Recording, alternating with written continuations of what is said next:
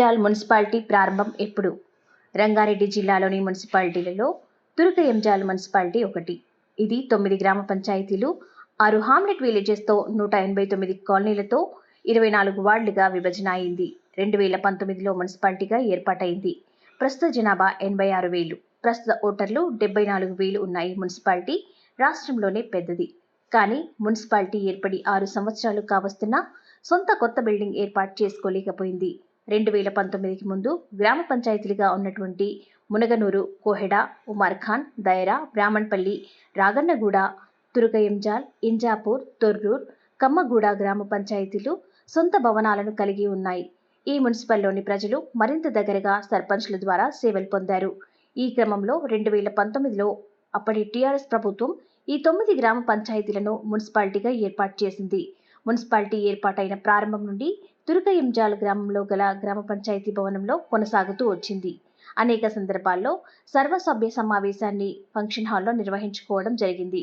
అలాగే మున్సిపల్ పరిపాలన 2 కార్యాలయాల్లో కొనసాగుతోంది.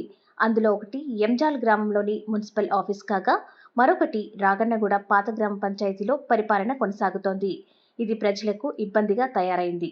ఎంజాల్ సెంటర్లో ఉన్న కార్యాలయంలో దరఖాస్తులు తీసుకునే సౌకర్యం ఉంటే రాగన్నగూడలో గల కార్యాలయంలో ఇంటి ట్యాక్స్లు మరియు ఎల్ఆర్ఎస్ అప్లికేషన్స్ తీసుకునే అవకాశం కల్పించారు.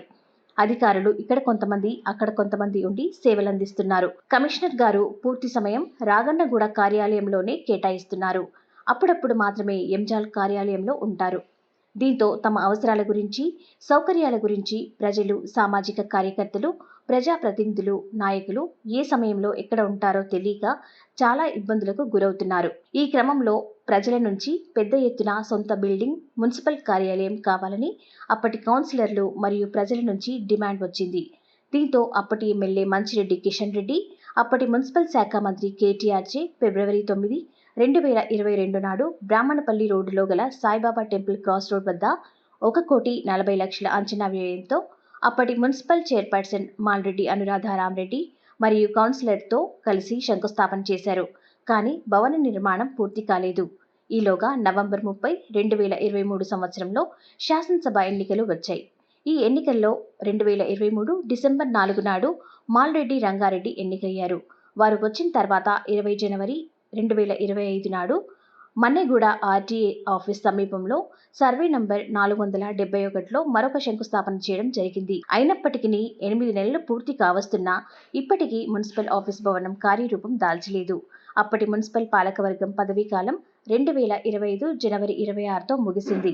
ఇప్పటికైనా ప్రభుత్వం వెంటనే స్పందించి మున్సిపల్ భవనాన్ని ప్రారంభించాలని మాజీ కౌన్సిలర్లు, నాయకులు, ప్రజలు కోరుకుంటున్నారు. స్థానిక ప్రజల, నాయకుల ఆకాంక్ష అతి త్వరలో తీరాలని, తురకయంజాల్ మున్సిపల్ బిల్డింగ్ పనులు ప్రారంభం కావాలని విజన్ టీవీ కోరుకుంటుంది. ఇట్లు ఫీల్డ్ రిపోర్ట్, విజన్ టీవీ.